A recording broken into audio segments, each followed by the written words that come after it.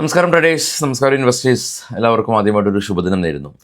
Market പതിയെ തുടർച്ചയായി പോസിറ്റീവിൽ close ചെയ്ത ഒരവസ്ഥയാണുള്ളത്. ഇതിൻ്റെ പ്രധാന കാരണം FISൻ്റെ ബൈയിങ് ആണ്. FISൻ്റെ ബൈയിങ് ഇല്ലാതെ മാർക്കറ്റിന് മുന്നോട്ട് പോകാനായിട്ട് പറ്റാറില്ല തുടർച്ചയായിട്ട്. ഇന്നലെയും FIS 1200 കോടി രൂപയുടെ ബൈയിങ് നടത്തി മാർക്കറ്റിനെ സപ്പോർട്ട് ചെയ്തു.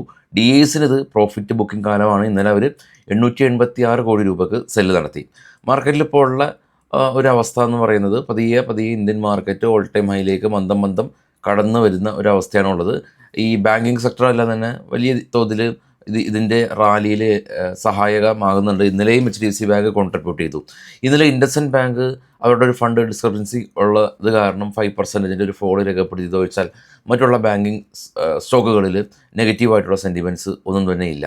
കൂടാതെ തന്നെ ഈ റൂറൽ ഏരിയയിൽ സഫീഷ്യൻ്റ് ആയിട്ടുള്ള മൺസൂൺ മഴ ലഭിക്കുമെന്നുള്ള കാരണം കൊണ്ട് ഇന്നലെ ITC പോലെയുള്ള കമ്പനീസും ഈ ഒരു റാലിയിൽ പങ്കെടുത്തു. കൂടാതെ മെറ്റൽ സെക്ടറും ഗവൺമെൻറ് മെറ്റൽ ആ ഒരു സെക്ടറിലേക്ക് 12% പ്രൊഫഷണൽ സേഫ് ഗാർഡ് ഡ്യൂട്ടി ഏർപ്പെടുത്തിയത് ഈ മെറ്റൽ സെക്ടറിനും ഗുണകരമായിട്ടുണ്ട്. ഇനിയിപ്പോൾ ഇന്ന് കുറേ കമ്പനീസിൻ്റെ റിസൾട്ട് വരുന്നുണ്ട്. പ്രധാനമായിട്ടും ഡാൽമിയ ഭാരത്, ബജാജ് ഹൗസിംഗ് ഫിനാൻസ്, കൂടാതെ തന്നെ Can Fin Homes, Tata consumer product, L&T Mindtree തുടങ്ങിയ കമ്പനീസിൻ്റെ റിസൾട്ട് ഇന്നുണ്ട്. ഇന്നലെ കുറേ കമ്പനീസിൻ്റെ റിസൾട്ട് വന്നു കഴിഞ്ഞു നമ്മൾ ഡിസ്കസ് ചെയ്യുന്നുമുണ്ട്. ഇനി ഗ്ലോബലി നോക്കുകയാണെങ്കിൽ ഇന്നലെ US മാർക്കറ്റ് വളരെ പോസിറ്റീവായ രീതിയിൽ റിയാക്ട് ചെയ്തു. കാരണം ഡൊണാൾഡ് ട്രംപും ജെറോം പവലിനെ പരോക്ഷമായിട്ട് വിമർശിച്ചു കൊണ്ടിരിക്കുകയായിരുന്നു കഴിഞ്ഞ കുറേ ദിവസങ്ങളായിട്ട്.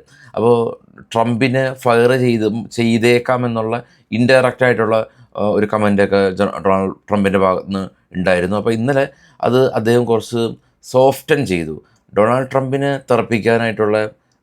ജെറോം പവലിനെ തെറപ്പിക്കാനായിട്ടുള്ള പദ്ധതി അല്ലെങ്കിൽ അങ്ങനെയുള്ളൊരു തീരുമാനം ട്രംപിന് ഇല്ല എന്ന് ട്രംപ് തന്നെ ഇന്നലെ കമൻ്റ് ചെയ്തതിനെ തുടർന്ന് ആ ഒരു പ്രശ്നം രമ്യതയിൽ അവസാനിച്ചു എന്നുള്ളത് കൊണ്ട് ഇന്നലെ US വിക്സ് കൊളാപ്സായി, കൂൾ ഡൗണായി. US മാർക്കറ്റ് ആവട്ടെ റാലി രേഖപ്പെടുത്തി. നമുക്കൊന്ന് കണ്ടുവരാം. കാണാം, US വിക്സ് 11% റിലാക്സായി. നാസ്ഡാക്ക് 2.7%. ഡോ കാണാം ഏകദേശം 1000 പോയിൻ്റ് റാലി. അതിന് മുകളിലുള്ള 3 യൂറോപ്യൻ മാർക്കറ്റും റാലിയാണ്. അതിന് മുകളിലുള്ള ഇപ്പോൾ ട്രേഡ് ചെയ്യുന്ന ഏഷ്യൻ മാർക്കറ്റ് പോസിറ്റീവായ രീതിയിൽ നിലകൊള്ളുന്നു. ഏറ്റവും ടോപ്പിലേക്ക് പോകുകയാണെങ്കിൽ ബിറ്റ്കോയിൻ വീണ്ടും 93,000 എന്ന റേഞ്ചിലേക്ക് എത്തി നിൽക്കുകയാണ്. ഇതാണ് ഇപ്പോൾ ഉള്ള നമ്മൾ നേരത്തെ കണ്ട ആ ഒരു ട്രംപ് എഫക്റ്റ് എന്ന് പറയുന്നത്. പറയുന്ന ഓരോ തീരുമാനം അനുസരിച്ച് മാർക്കറ്റ് വലിയ തോതിൽ റിയാക്ട് ചെയ്യപ്പെടുകയാണ്. ഇന്ന് കുറച്ച് സ്റ്റോക്കുകളുടെ വാർത്തകളൊക്കെ വരാം. ഇത് ബൈസെൽ റെക്കമെൻഡേഷൻ അല്ല, വാർത്തകൾ മാത്രമാണ്. HCL ടെക് നെറ്റ് പ്രോഫിറ്റ് 8% ഉയർന്നു ഇതായിട്ടുള്ള news. C&DLM company net profit 36% year on year ഉയർന്നതായിട്ടുള്ള news. AU small finance bank net profit 4% ഇടിവ് ഉണ്ടായി.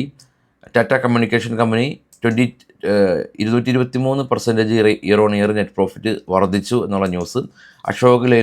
അശോക് ബിൽഡ്കോൺ കമ്പനി 568 കോടി രൂപയുടെ ഓർഡർ സെൻട്രൽ റെയിൽവേയുടെ ഭാഗത്ത് നിന്ന് ലഭിച്ചതായിട്ടുള്ള ന്യൂസ്. ഹാവൽസ് കൺസ്യൂമർ കമ്പനിയാണ്, അവർ 15% year on year net profit വർദ്ധിച്ചു എന്നുള്ള ന്യൂസ് ഉണ്ട്.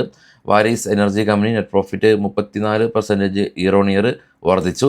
ഡെൽറ്റ കോർപ്പ് കാസിനോ ബിസിനസ് കമ്പനിയാണ്, നെറ്റ് പ്രോഫിറ്റ് 127% വർദ്ധിച്ചു. വർദ്ധമാൻ സ്പെഷ്യൽ സ്റ്റീൽ കമ്പനി പുതിയ സ്റ്റീൽ പ്ലാന്റ് പഞ്ചാബിൽ അവർ തുടങ്ങുകയാണ്.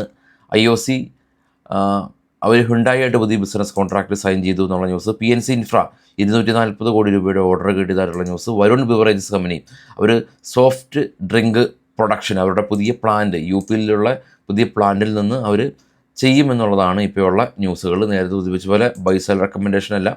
വൈകിട്ട് 7 മണിക്ക് വിശദമായിട്ടുള്ള പോസ്റ്റ് മാർക്കറ്റ് ന്യൂസായിട്ട് എത്താം.